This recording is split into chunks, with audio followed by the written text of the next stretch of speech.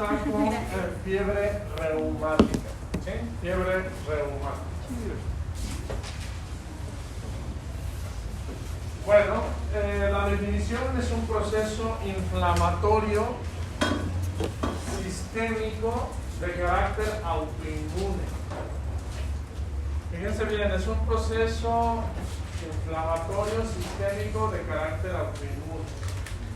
Aunque la fiebre reumática puede durar unos días, sus secuelas se pueden ver en 15 años, 20 años. ¿Sí? No se confundan con artritis reumatoide porque a veces se confunden. Esto es fiebre reumática. ¿Okay? Bueno, la etiología es la presencia del estreptococo beta hemolítico del grupo A. Cuidado con las preguntas en el examen, que pueden venir capciosas en ese sentido. El estreptococo beta hemolítico del grupo A. ¿Sí? No estreptococo A del grupo hemolítico B. ¿Sí? ¿O qué dije? Bueno, cuidado con eso. Esa es la etiología, el estreptococo beta. ¿Sí? Todo el mundo traemos estreptococo beta en la garganta. Todos nosotros lo traemos. ¿Sí? ¿Por qué no nos enfermamos de esta enfermedad? Porque se necesita que sea un estreptococo que provoca invasión, ¿sí? Número 1, y número 2, que la persona sea susceptible. ¿Sí? Únicamente se ha visto que este estreptococo, para que provoque fiebre reumática, tiene que entrar por la faringe. ¿Sí? Puede haber estreptococo en un absceso, puede haber estreptococo en otro lado, y no provoca fiebre reumática. Parece que el único sitio por donde se ha encontrado que puede originar esta enfermedad es en esa zona. ¿Sí? Bueno, entonces fíjense bien que para que exista esta enfermedad se necesitan estas dos cosas. Primero, que exista el estreptococo, y segundo, que exista susceptibilidad. Hay personas que tenemos que darles antibiótico para poder matar totalmente el estreptococo, para poder erradicarlo, porque si es susceptible y tuvo ya un cuadro de fiebre reumática, puede tener un segundo cuadro de fiebre reumática. ¿Sí? Bueno, ¿a qué edad es más frecuente esta enfermedad? Entre los 5 y los 15 años. 5 y 15 años. ¿Sí? Me han mandado pacientes de 60 años, oye, ¿no tendrá fiebre reumática? ¿Sí? O sea, puede ser un tercer brote, un quinto brote, pero es muy raro. ¿Sí? Pues la edad más frecuente es entre los 5 y los 15 años. Esta enfermedad es una enfermedad de países en desarrollo, países pobres, es decir, México. ¿Sí? Entonces, es raro ver esta enfermedad en países del tercer mundo, es decir, en países como Estados Unidos o países europeos. Pero lo que es México, Centroamérica y Sudamérica, pues hay mucho, ¿sí?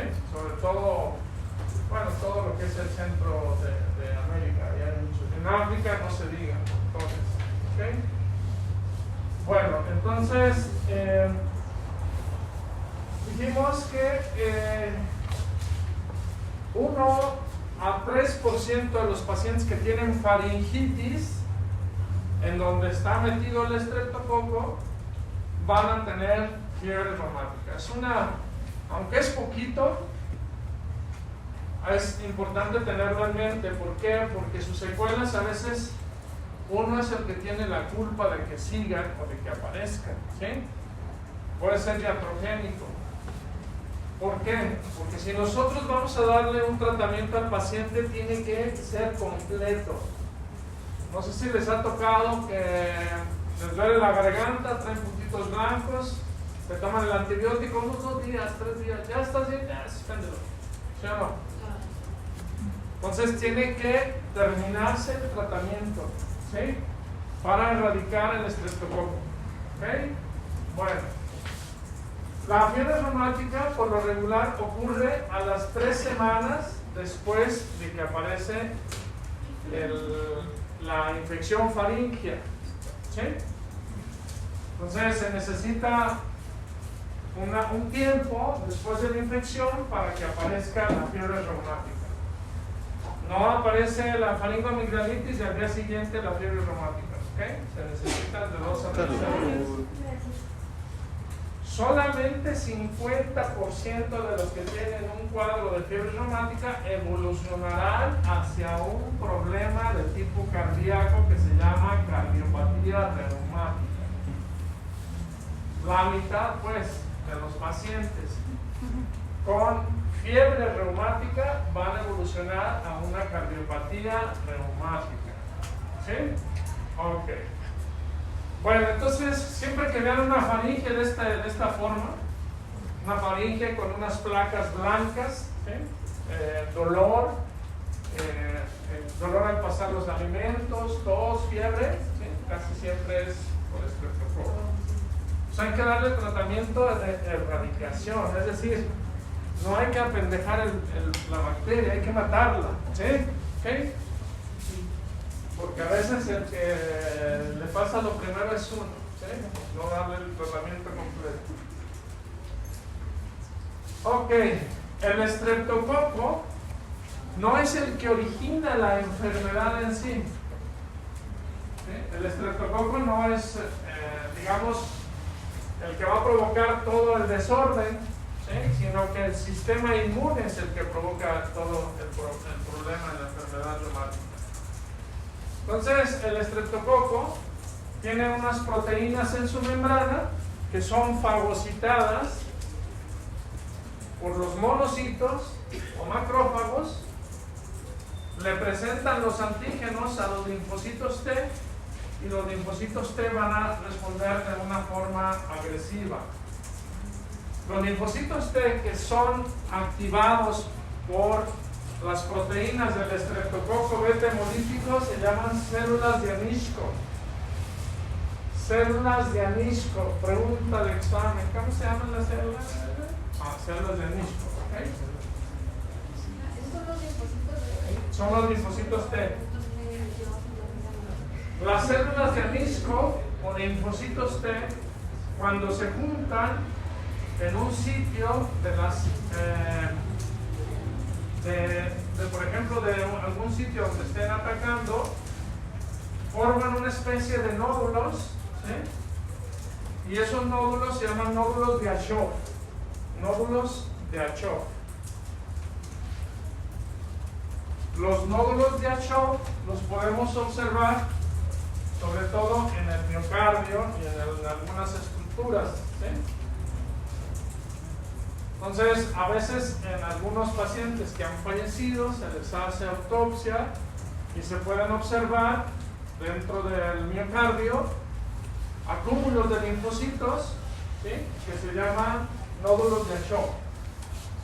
Entonces, primero el estreptococo, cuando se destruye, libera proteínas de su membrana, son captadas por los monocitos o macrófagos, representa los antígenos a los linfocitos, forman las células de Achoff y cuando se juntan muchas de ellas en el miocardio, atacan el miocardio y forman los nódulos, las células de Anishko, y cuando se juntan todas forman nódulos de Achoff, ¿sí?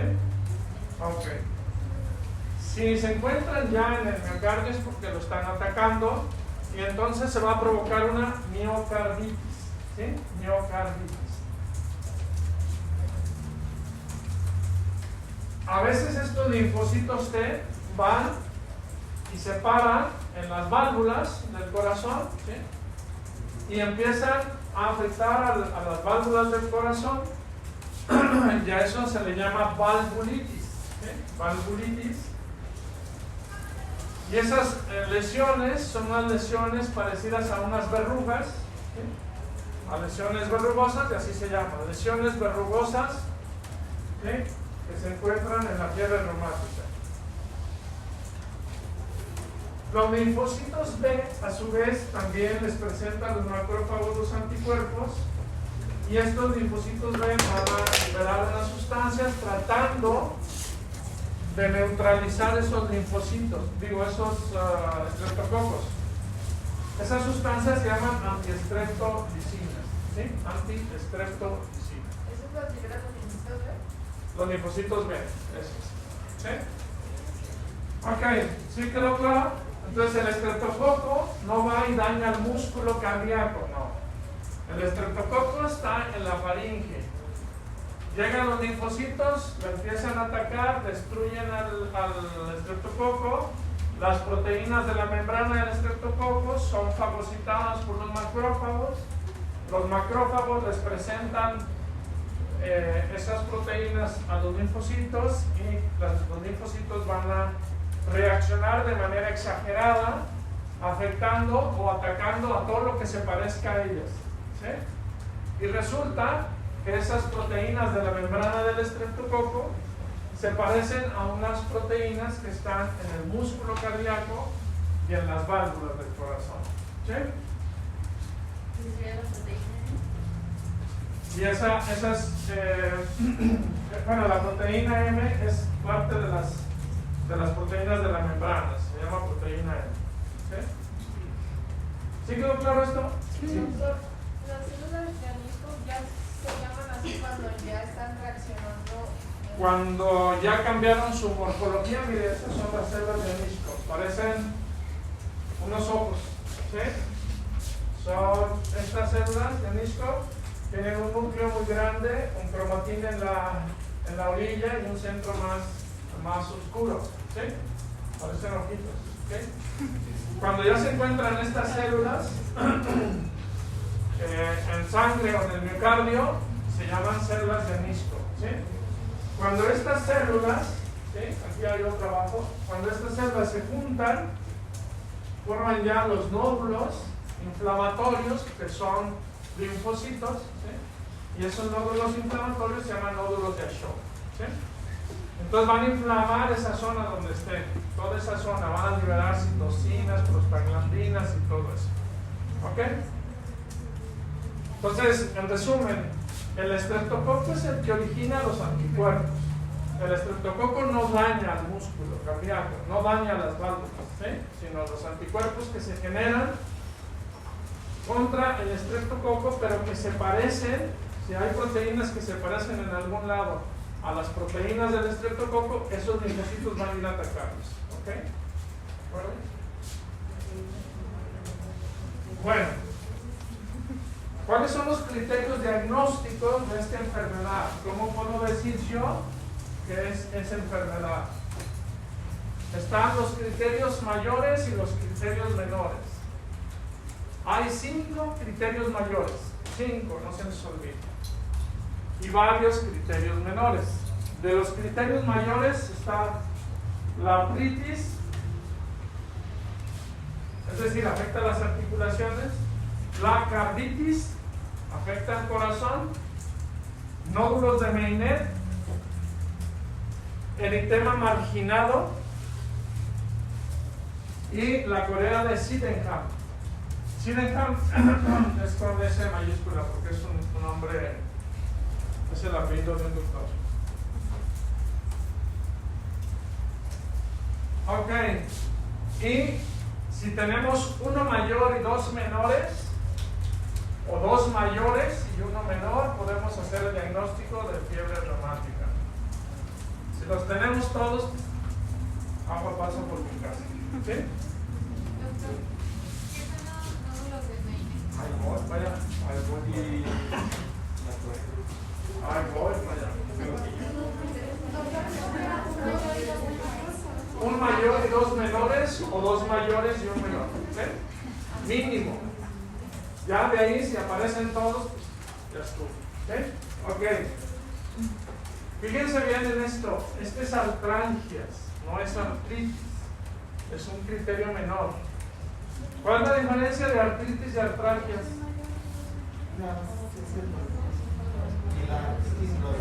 La artralgia es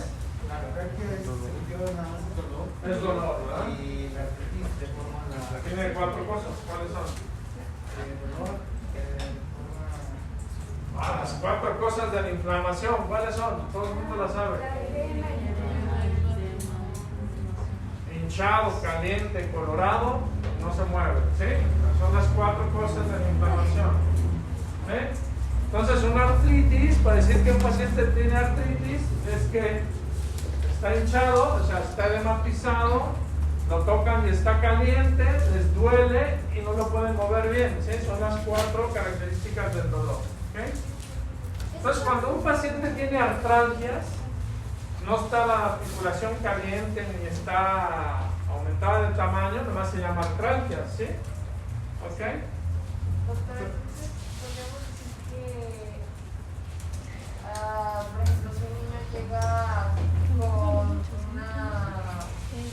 con artralgia, puede ser secundario a una fiebre reumatoide, o sea, se prestaría como una artritis séptica. O sea, que es muy frecuente que me manden niños pensando que es fiebre reumática, ¿sí? ¿Por qué? Porque los niños tienen dolores articulares bien seguido, ¿no? ¿Sí? ¿Por qué? ¿Cómo se llaman esos dolores? De crecimiento, ¿verdad? Entonces el dolor de crecimiento no provoca inflamación, provoca dolor. Entonces llegan los papás con los niños, oigan, no se trae fiebre reumática, trae unos dolores en las articulaciones, ya lo reviso y no. Eso se llaman artralgias, ¿sí? Pero llega un niño con una articulación caliente, roja, hinchada, dolorosa, esa es una artritis. Hay que buscar cuál es la causa de la artritis. Hay como 20 causas. Puede ser secundaria, sí. Pero es nada más un criterio mayor, le faltan criterios menores. ¿Sí? Uno mayor o 2 menores, o 2 menores y uno mayor. ¿Sí? Así se llaman criterios de Johnson. Criterios de Johnson. Ok. ¿Cuál otro criterio menor hay? La presencia de fiebre, ¿sí? Aunque acuérdense que no es por la misma infección del estreptococo, porque ya pasaron 3 semanas. Es una fiebre secundaria a la artritis, por ejemplo, o a la carditis. Puede haber leucocitosis, antiestreptolicinas positivas, puede haber reactores de inflamación. ¿Cuáles son los reactores de inflamación? La proteína C reactiva. Y la velocidad de sedimentación. a veces que, ¿verdad? ¿Sí? ¿Hay otro? Hay 3.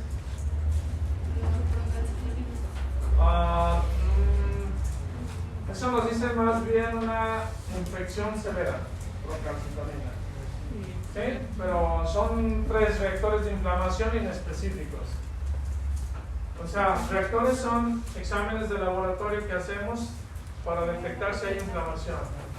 Es la velocidad de sedimentación globular, la PCR, ¿sí? Y el BDRL, ¿sí? Son 3 reactores de inflamación. Si están elevados, ¿qué nos indican? Que hay inflamación nada más, es inespecífico, ¿sí? ¿De acuerdo? BDR, ¿sí? BDRL, ¿sí? ¿Ese examen cuál es? ¿Para detectar qué? Sífilis, ¿sí?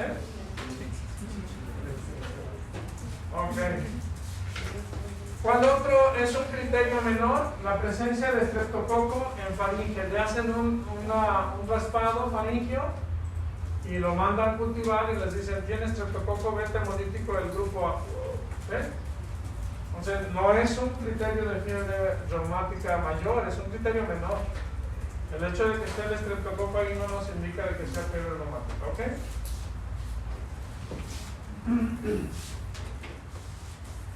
Bueno, la artritis de la fiebre reumática. ¿Qué características tiene la artritis de la fiebre reumática? Artritis, entonces tiene que tener las 4 cosas, ¿sí? Aumento de volumen, eritema, dolor, ¿sí? Y aumento de calor. Esas son las 4 cosas. Ven ustedes el caso, este es un dolor que tenía en esa zona.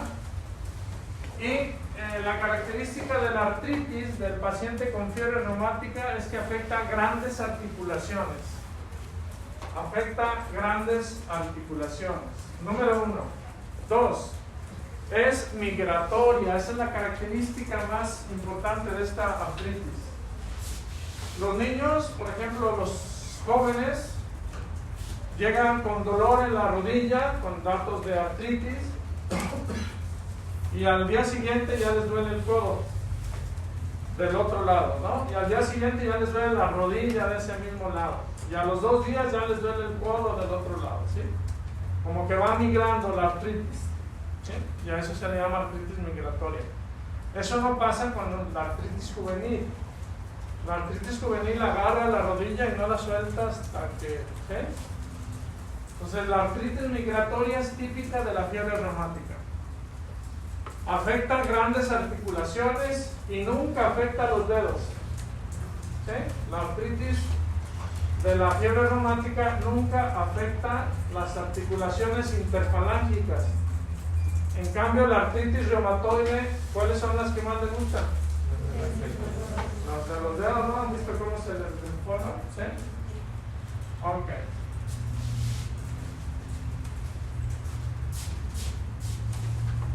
Bueno, esta es una de los sitios de mayor afectación de la artritis por fiebre reumática. Este es un ejemplo, ¿sí?, de una artritis del codo. Ok, Corea de Sydenham. La Corea de Sydenham, anteriormente, hace muchos años, la gente le llamaba mal de San Vito. El mal de San Vito. Y el mal de San Vito es como un movimiento involuntario, ¿sí?, que ocurre durante la etapa de que esté despierto, por ejemplo, el niño, ¿sí? Si el niño está dormido, no se mueve, no tiene movimientos anormales. Pero si se mueve, si se despierta, puede tener movimientos que le llaman coreiformes, ¿sí? O sea, no es un movimiento como el Parkinson, sino que están así y de repente se les mueve la mano, ¿sí? Entonces, quiebran vasos, quiebran platos, se les cae todo, ¿sí? Hay una práctica, bueno, una prueba que viene en el Nether. Lo que se hacía era, en el consultorio, se le da la lamparita esa que pone para ver la faringe, ¿sí? Esa lamparita, ¿sí? Le dan la lamparita y le dice, a ver, apunta a la pared así, y apagan la luz, y en vez de que esté fija en un punto, empieza, ¿sí? ¿Sí ven esa imagen? Y eso se hace con eso hace el diagnóstico de la Corea de Sydenham. Corea de Sydenham, porque hay otra Corea que se llama Corea de Huntington, esa no es, Sydenham, porque a veces en el examen viene criterio mayor y luego pongo Corea de Huntington y se va con la pinta, Sydenham. Ok, esta Corea de Sydenham dura semanas y se quita totalmente, ¿sí? Desaparece totalmente. Bueno, a veces los movimientos son tan importantes que puede hacer que se ve como que están bailando, ¿no? Y ahorita es muy de moda ese, ¿no? Entonces, ese es el mal de San Vito, ¿ok? Bueno, nódulos subcutáneos de Meynet. Nódulos subcutáneos de Meynet. Son una especie de bolitas debajo de la piel en zonas articulares, sobre todo en rodilla y en el codo, ¿sí? Puede aparecer también, como en la fotografía esa, en la zona de los nudillos, ¿sí? En la zona de los nudillos. Esos nódulos los toca uno y son movibles y no duelen, ¿sí? Pueden ser únicos, puede aparecer uno solo o pueden aparecer varios, ¿sí? Entonces hay que preguntarle, ¿no te han salido bolitas? Y ya, si dice que sí, hay que tocarlas, ver si se mueven, si no están fijas. Si están fijas es otra cosa. Hay que agarrarlas con los dedos y ver si se mueven. ¿Okay? Son duros y también desaparecen en pocos días. ¿Okay? Desaparecen en pocos días.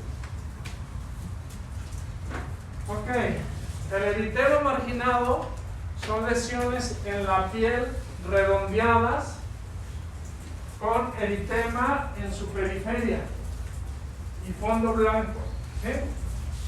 Entonces, vean ustedes la fotografía, son lesiones redondeadas con eritema en la periferia y fondo blanco. ¿Sí? En el fondo está blanco. Estas lesiones aparecen por lo regular en el tronco, es decir, del cuello hasta las piernas, ¿sí?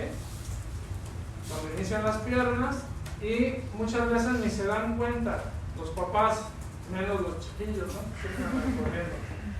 Entonces a veces cuando llega un paciente que tiene dolor articular y que trae artritis, hay que revisarles todo, ¿sí? Porque puede traer algunas zonas de eritema marginado que no se han dado cuenta, salen sobre todo también en la espalda y no se dan cuenta. Son fugaces, duran poquitas horas o días, ¿sí?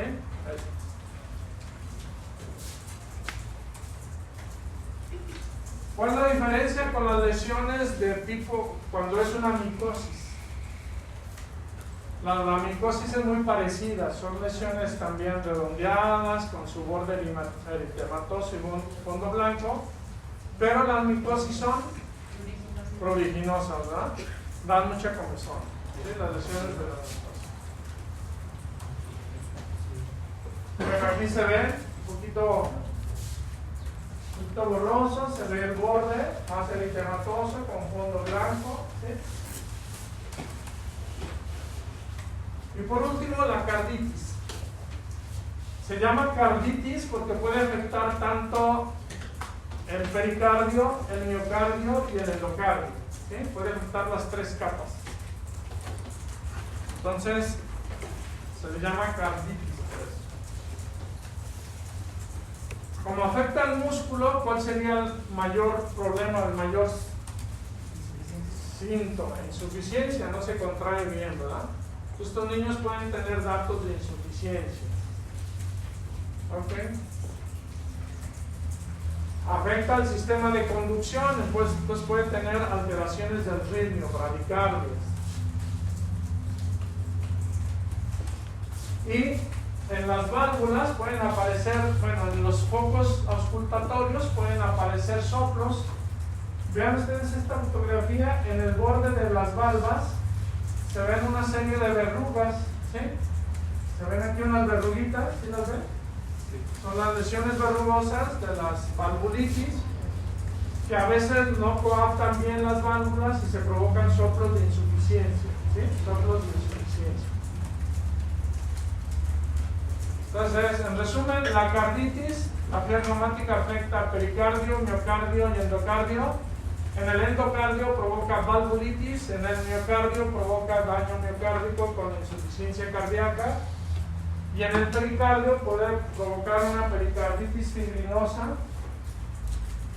Creo que traigo una foto por ahí. Vean ustedes cómo puede dañar el pericardio, provoca mucha fibrina, ¿sí? Es una pericarditis fibrinosa, ¿sí? Que se va a manifestar con un dolor retroesternal que aumenta al acostarse y disminuye al sentarse.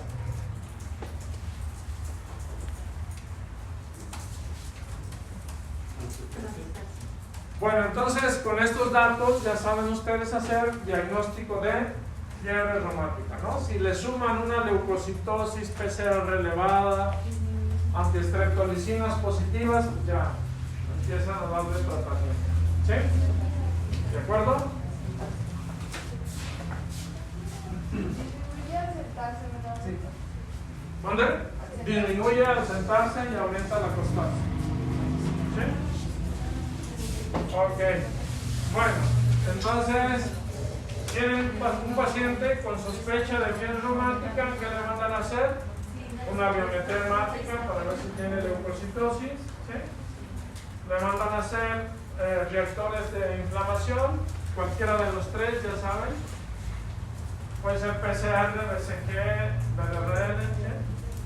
Entonces, le pueden mandar a hacer antiestreptolicinas, aunque puede haber personas que traen un estreptococo ahí y van a tener antiestreptolicinas positivas. Si ven exudado purulento, pueden mandarle a hacer un cultivo de exudado faríngeo para ver si es estreptococo el que está ahí.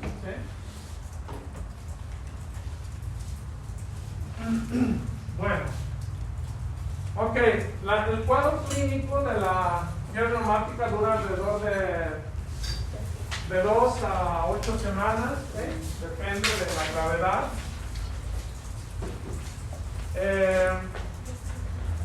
Acuérdense que el 50% de los cuadros de fiebre reumática puede evolucionar, puede mantenerse activa la inflamación por mucho tiempo y provocar un daño, una enfermedad que se llama cardiopatía reumática. Esa es la enfermedad que provoca esta fiebre reumática.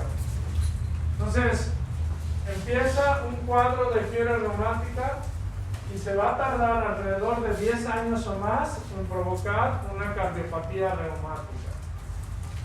¿Sí?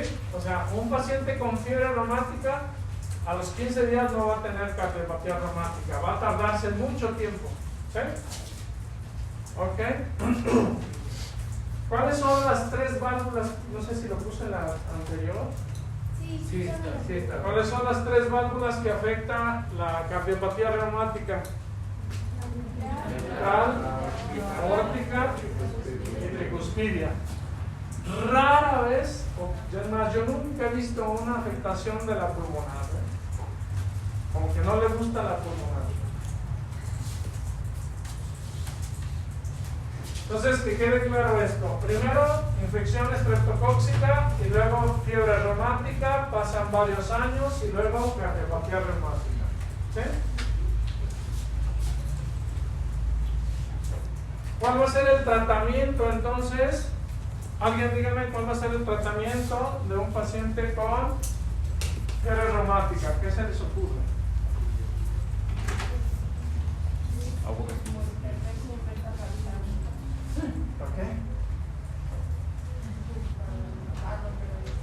Sí, pero ¿para qué? No. ¿Para qué?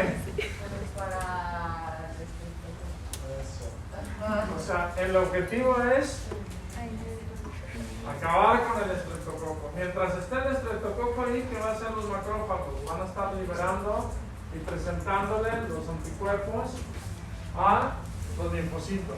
¿Sí? Entonces tenemos que acabar con el estreptococo, a como dé lugar. ¿Sí? Bueno, ese es el tratamiento que se usaba hace algunos años. Ahorita ya han salido muchos antibióticos. Y de lo que todavía he revisado sigue este mismo esquema. Es la erradicación, es la penicilina procaínica por 10 días.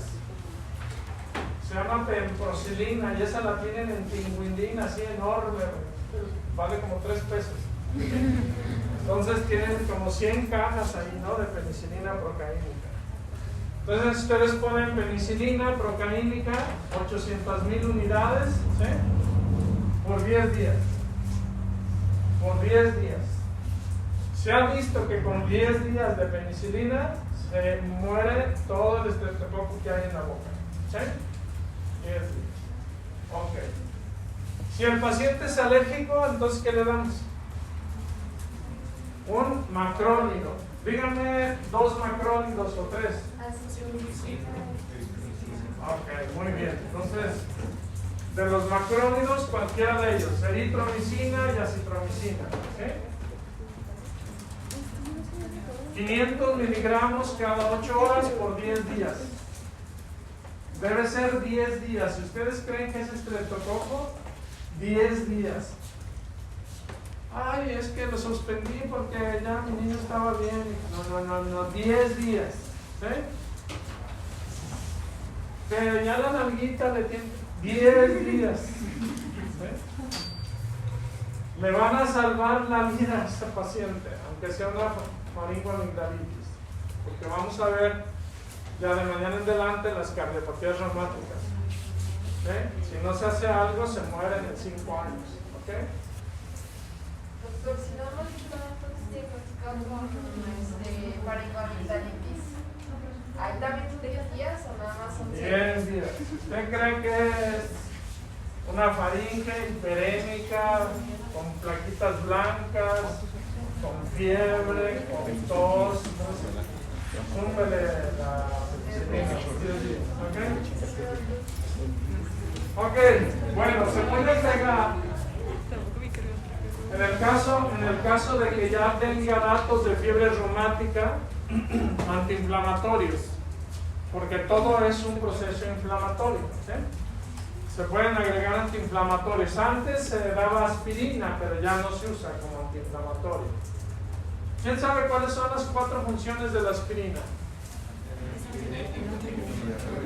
¿Diurético? Antipirético. Antiagregante. Analgésico. Y antiinflamatorio, ¿verdad? Ok. Como antiagregante plaquetario, la dosis de 80 a 100 miligramos. Como antiagregante plaquetario, de 80 a 100 miligramos. Como antipirético, de 300 a 500 miligramos. Como antiinflamatorio, 3 gramos. Imagínense, 3 gramos, ¿no? Se desinflamaban, pero se perforaban del estómago, ¿no? Entonces ya no se utiliza la aspirina como antiinflamatorio, ¿ok? Entonces, ahorita ya hay muchos antiinflamatorios no esteroideos, ¿sí? Diclofenaco, ibuprofeno, ketoprofeno, naproxeno, que eso tiene kilos los AINES, pues, ahí sí pueden utilizar los AINES, ¿ok? Los esteroides se utilizan solamente en casos muy graves, por ejemplo, que la carditis le provocó insuficiencia cardíaca. Ups. Ahí sí, internar al hospital al chico y empezar a meterle esteroides intravenosos. ¿Ok? ¿Sí queda claro? Entonces, todo paciente con fiebre reumática, 2 objetivos. 1, erradicar el estreptococo y tratar el proceso inflamatorio. ¿Sí? Ya salió de la fiebre reumática. ¿Qué sigue? Evitar que tenga de nuevo estreptococo en la garganta. ¿Sí? ¿Cómo se va a evitar? Se utiliza un antibiótico de acción prolongada que se llama penicilina benzatínica. Se le deja penicilina benzatínica 1.200.000 unidades intramuscular cada mes. En algunos libros dice que por toda la vida. En otros libros dice que hasta los 20 y tantos años. Cada mes se pone una inyección de este tipo. ¿Sí? ¿Alguien le ha puesto una inyección que duele? ¿Intramuscular? Sí. Bueno, la benzatínica duele 5 veces más. Me acuerdo cuando se la poníamos a la... Bueno, hasta a mí me la llegaron a poner. Me la pusieron. No podía ni caminar. ¿No? O sea, es un dolor tremendo. Pero es necesario. ¿Sí?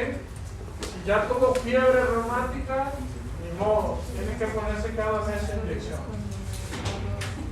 Que les duela a ustedes el corazón como doctores y a los papás como padres, pero tienen que ponerse. ¿Dónde? Puede ser de por vida, puede ser hasta los 20 años. Pero ¿cómo determina eso? Tú vas a decidir porque a veces vas a perder al paciente. No sabes. Tú nomás le dices a la mamá, este es su hijo, ¿sí? Tiene fiebre reumática. Eso quiere decir que puede tener un segundo cuadro de fiebre reumática. Se van sumando los cuadros de fiebre reumática para lesiones valvulares. Entonces le va a tener que poner antibiótico por muchos años, ¿sí? Entonces, pero como ya no los van a ver ustedes, a lo mejor, ¿sí? Va a llegar con otro médico, no, ya no le pongan nada. Exacto. Y entonces, págatelas. Ojalá, como bajó muchísimo la frecuencia de esta enfermedad, ya no se ha buscado otros antibióticos, ¿sí? Pero debería haber ya ahorita un antibiótico de acción prolongada, 6 meses, ¿no? Cada comercio local, 6 meses o algo así. Y en caso de que vuelva a recaer, se le da el mismo tratamiento. El mismo tratamiento, ¿sí? Ok, ¿dudas de fiebre reumática? ¿Están dando casos de resistencia a la penicilina o todavía no tenemos ese Sí, problema? hay resistencia a la penicilina. Entonces, ahorita ya se utilizan antibióticos diferentes. Por ejemplo, se utilizan quinolona, ¿no? Si no quieren inyectar a niños, se utilizan otros antibióticos ya de un grupo diferente para poder hacer erradicación. Ahora, la bronca es que sea alérgico a la penicilina. Hay que estarle dando esquemas de eritromicina, ¿sí? Cada X tiempo, ¿sí? Hay que apoyarnos con infectología para hacerle un esquema y decirle, vas a tomar eritromicina los primeros 10 días o los primeros 7 días de cada mes, ¿sí? ¿Por cuánto tiempo? ¿Quién sabe? No se conoce exactamente cuánto tiempo. ¿Ok? Bueno, ¿dudas? ¿Sí? ¿Cuál es el soplo de Kerwin Combs? Luego, ¿por cuál es el miocarditis? ¿El soplo de qué? De Kerwin Combs.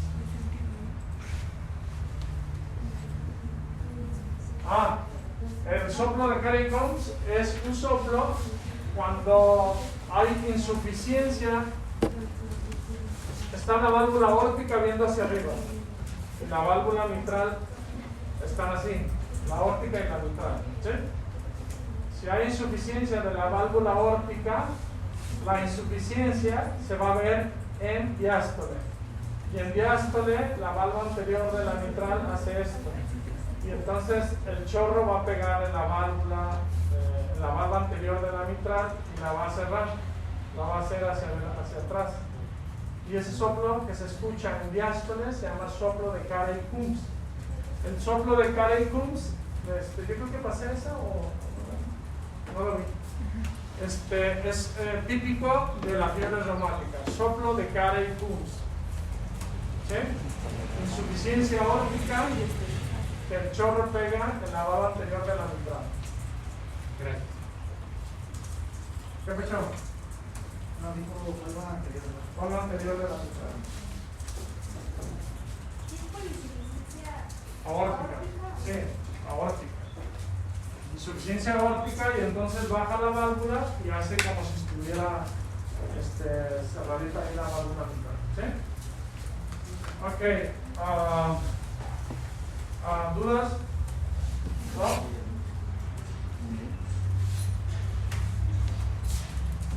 ¿Qué hora son?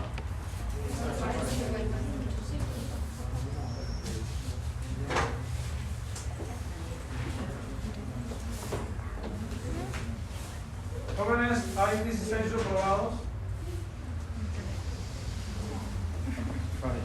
Entonces, hoy subo las calificaciones.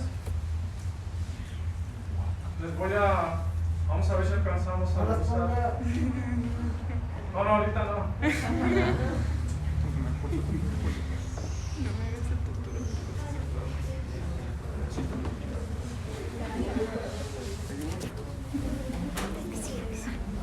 A ver, vamos a ver las preguntas para que más o menos vayan viendo cómo está la cosa. En relación a la angina de pecho, indique lo que no es correcto. ¿Cuál es la correcta ahí? ¿Dónde? ¿No se ve? ¿Las pongo más grande?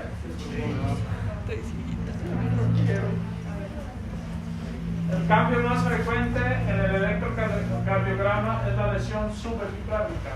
¿Sí? Esa es la que deben de haber puesto. O sea, en la angina no hay lesión subepicárdica, ¿sí? Excepto la angina inestable que se llama angina de Prince-Metal, ¿no? Ok.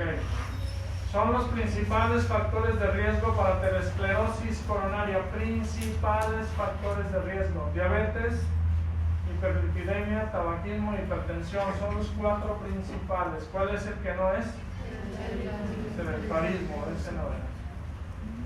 Son factores que incrementan el consumo miocárdico de oxígeno. La taquicardia, las cifras de presión arterial alta, sí. El estrés, la fiebre, sí. El hipotiroidismo, porque provoca bradicardia. ¿Sí? Entonces la correcta era esa. Ok, factor disparador de la formación de la placa de ateroma, disfunción endotelial. Indique lo correcto en relación a las placas de ateroma. Lo correcto. Se forman a partir de la estría grasa, sí. Los macrófagos o células espumosas tienen receptores basureros, sí. Las LDL son más activas, sí. Todas las anteriores. En relación a la placa de ateroma, indique lo que no es correcto. Puede afectar venas de mediano calibre, no afecta venas, la placa de ateroma, afecta arterias, nada más. ¿Sí? Son dos tipos de angina, son tipos de angina inestable, excepto la angina que tiene más de 2 meses de presentación con su mismo patrón, ¿no? Esa es la definición de angina estable. Los infartos se dividen en lo siguiente, excepto estables e inestables, ¿sí? Los infartos, eso no se dividen así. El tratamiento del paciente con Angor estable es a base de lo siguiente, excepto nitroglicerina, aspirina, nitratos de acción prolongada, sí. Betabloqueadores, sí. Estreptoquinasa, ¿sí? Esa no. ¿Okay? Los objetivos del tratamiento de la cardiopatía isquémica son disminuir o quitar el dolor, disminuir la poscarga, disminuir la precarga, sí. Bajar la frecuencia cardíaca, sí. Todos son correctos. ¿Okay? Son características electrocardiográficas de necrosis. Me dicen ahorita que llegue su maestro, ¿no? Para ver. Son características electrocardiográficas de necrosis en el electrocardiograma, excepto QSN1, sí. Primera onda positiva del QRS. ¿Cómo se llama la primera onda positiva del QRS? La R no indica nada. Abusado. Son ramas de la coronal izquierda, excepto las del margen agudo, margen obtuso. ¿Sí? Son criterios diagnósticos de infarto, excepto onda T negativa, eso no es un criterio de infarto, ¿sí? La onda T negativa. La elevación de los marcadores de necrosis, sí. Elevación del segmento ST, duración de más de 30 minutos, elevación de troponinas, sí. Entonces la que no era la onda T negativa. La fisiopatología del infarto con elevación del ST es oclusión total de una arteria coronaria epicárdica. Sí, el 90% es por trombos, sí. Ocurre por una fractura de la placa, sí. Las placas lipídicas o blandas son las más susceptibles a rupturas, sí. Todas las anteriores. Ya me cansé. Seguimos allá.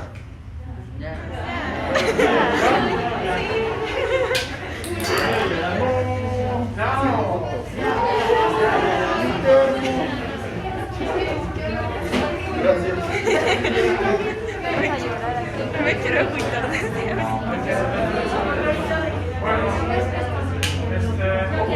hubo exámenes muy buenos y hay 16 reprobados. Necesito que los que reprobaron el examen, por favor, mandé un caso clínico para mañana, el caso que dice 6, caso clínico 6, ya lo puse ahí, ¿sí? Los que están reprobados, por favor, bueno, no voy a decir, mejor. Los que necesiten puntos para su calificación, si lo quieren presentar mañana, preséntenlo, ¿sí? Tráiganlo preparado y todo. ¿Tienen examen mañana? No. O sea, solamente los que tengan calificación baja. Los que anden de 8, 9 y 10 ya mejor déjense. pero lo tenemos que traer preparado como, o sea, O sea, como ustedes quieran, o sea, o lo pueden presentar en el pizarrón. Nosotros creemos que se trata de esto, de esto, de esto. Ahí vienen las preguntas. O sea, juntarse a los 16. ¿Dónde? Juntarse a los 16 y entre dos. No. Individual. Van a decir, se trata de... Pero los 16 veces van a presentar. No, los que quieran. O por ejemplo, juntarse de dos grupos y decir, yo lo presento y yo creo que es esto. No se trata de esto, se trata de esto. ¿Sí? Porque ahora resulta que ya presentan un caso y ¿qué es? Pues es un síndrome de Apalache y no todo. Sí. Bueno, si ves que no, pero sí, igual está bien. Antes nos desgarrábamos, Oye, yo creo que es este, no, ¿qué crees? Acá afuera, como cuates, ¿no? Pero aquí en el salón, nos desgarramos. No, yo creo que no, pero usted está bien. Ya no estás bien. Ok. Siento que no me Bueno, lo no.